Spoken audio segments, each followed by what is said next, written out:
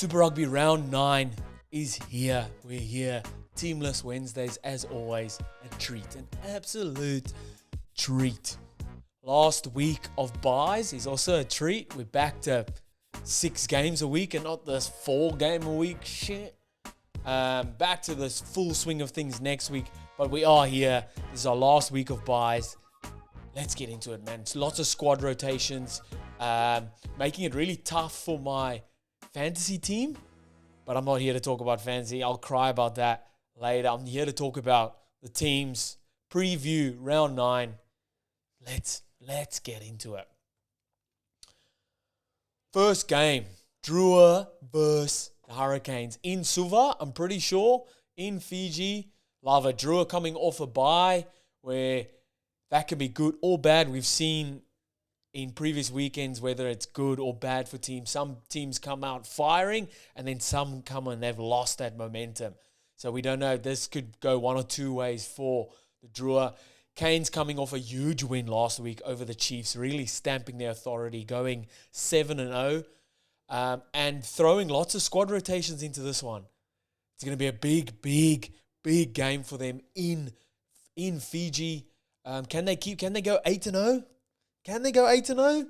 Can Fiji keep their home record safe? Who knows, man. Looking at this Drua team, Darren Alangi out. Captain out, with Ikanaveri becoming the captain once again. Most notably, Armstrong Revola out. They might be resting him. I don't think a 20-year-old needs rest.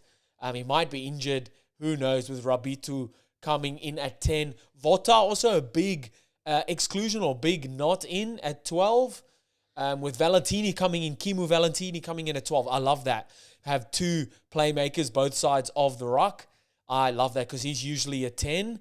But he's a big boy, so comes in at 12. And then, obviously, Ravu Tamanda, Drosese, just causing havoc at the back, man. And Marcy as well. Yosefa Marcy at 13, also a threat every time in and around that ball. Hurricanes, lots of changes, man. Really flexing their depth in the squad. Resting a lot of players. Giving opportunities to other players as well, because they've got such a strong squad.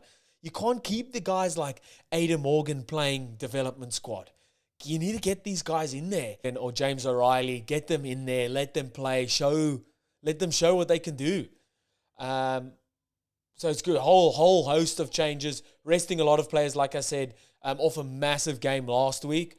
Wonder if that had anything to do with it, but a sore bodies there. But a whole brand new front row. Grant comes in for his debut in the locks. Loving that. And then massive inclusions, obviously, Ada Morgan at 10. And then Rayasi at 11. Also, someone, like, he's been sitting bench for most of the season and sitting, like, not even playing at all. So they've got to give these guys opportunity, man. And what better than throwing them in a little bit of the deep end in Fiji, take on the Drua in Fiji. Let's see what you could do. Oh, how good. Love this. Canes, even though a ton of changes, still a strong side, man. I did say in the season preview that Drua were going to be unbeaten in Fiji. I think I'm gonna stick with that. I'm gonna go with Fiji beating or cancelling the Hurricanes' winning streak. So I'm gonna go Fiji here by a close one, nail biter by like 5 points. It's gonna be a fucking huge game, but I'm gonna go Fiji by 5. Yeah, I said it. Hurricanes. I did say it. Next game, Reds versus the Highlanders. Both coming off losses last week, massive losses, and hoping to bounce back. Suspensions for the Reds. Obviously, Fraser McWright out for 2. I think they only got 2 weeks each. Fraser McWright for a high tackle, and then Tate McDermott for a shoulder charge sort of thing right on the head. So John Bryan comes in for Fraser McWright, and Thomas Kalani comes in for McDermott. Cormac Daly in for injured Uru. Uru looks like he's going to be sidelined for 4 to 6 weeks, which is not good. He was in great form. Liner comes in for Harry McLaughlin-Phillips, and then Jordi Pataya comes in for at 13 for Josh Fluke, who's injured as well. He come off with a nasty shoulder injury last week. So hopefully he gets back soon because he is, again, in fine form. Highlanders, De Groot back in. Another change at 10 in Cameron Miller comes in at 10. Talia at 13. And then Connor Garden-Basher comes in at 15. He did really well for them coming off the bench. So I like to see what he does for a full game. He's electric, man. So elusive. Pops up wherever the ball is. He's really good at that. Reads the game well. And just give him the ball, man. Just give him the ball. And this has the potential to be a higher scoring game or one of the most boring games ever played in Super Rugby. Reds versus Highlanders in Queensland. Oh, I'm hoping for the highest scoring game, but who knows, man. I'm going to go with Reds. Home game. Want to kind of scratch out last week's performance and come back singing, gelling together.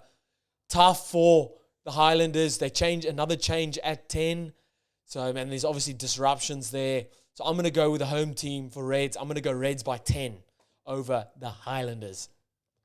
My clash of the weekend, Blues versus the Brumbies. Both teams coming off byes, I'm pretty sure. I didn't look that up, but I'm pretty positive about that, which could be great for both of them. They're kind of both on the even playing field.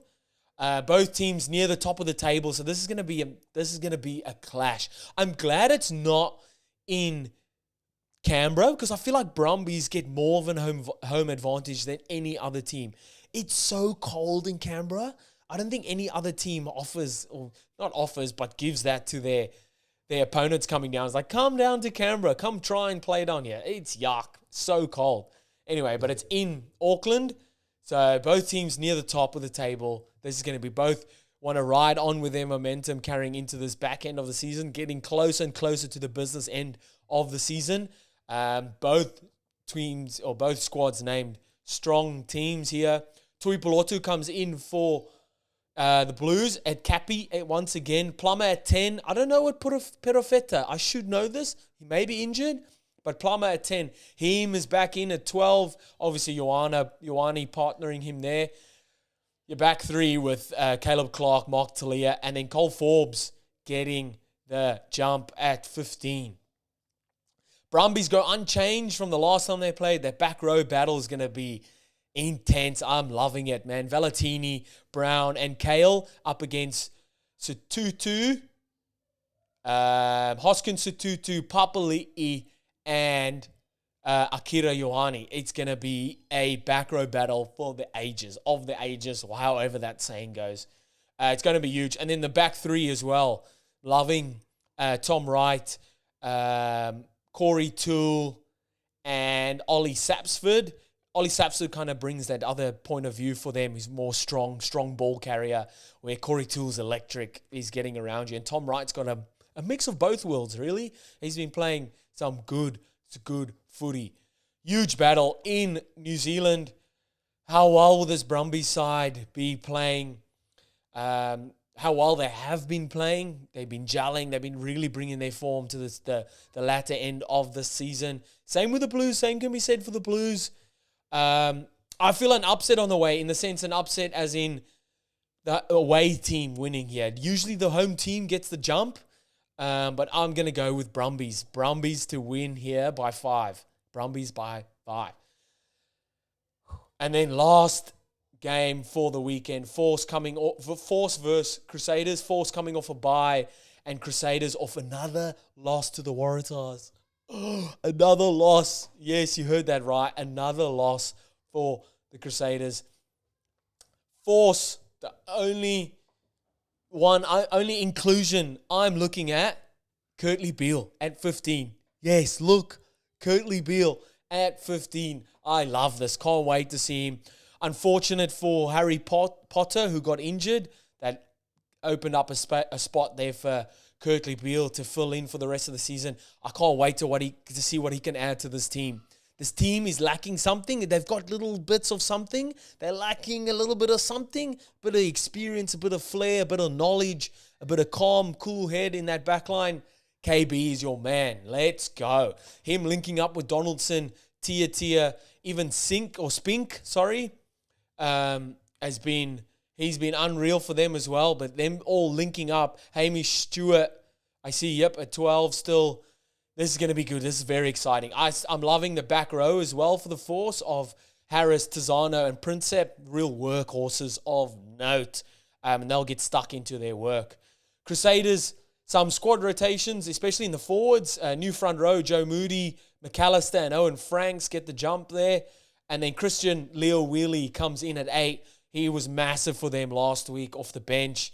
And he gets the jump, gets the nod at 8. Good to see Ethan Blackadder backing up from last week. First game last week. And he's back at it again this week. Drummond gets the jump at 9.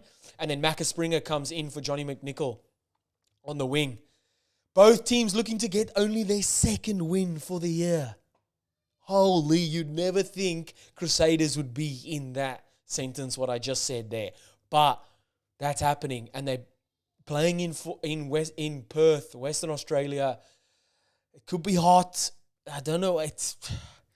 Man, I don't know. You don't know what Force team is going to pitch up. You don't know what Crusaders team is going to pitch up. Usually this is given. Crusaders winning this. But who knows, man? Surely Crusaders win. Surely the Crusaders win. If not, Kurtley Beale goes on an absolute just rampage and runs holes through this Crusaders team. But I'm going Crusaders by 8. In a close one, in a high scoring but close one. And I could be totally wrong here because I could see the Force winning and be like, yep, I saw that coming. But I've got to put my name on the line, my balls on the line. Crusaders by 8. And that wraps it up for the 4 games this weekend. Let me know what you think in the comments. Have I gone mad once again? Which usually I kind of have. I'm always, this far into the season, I've gone mad ages ago. I've lost my marbles ages ago. Let me know in the comments, and I'll see you next time. Bye.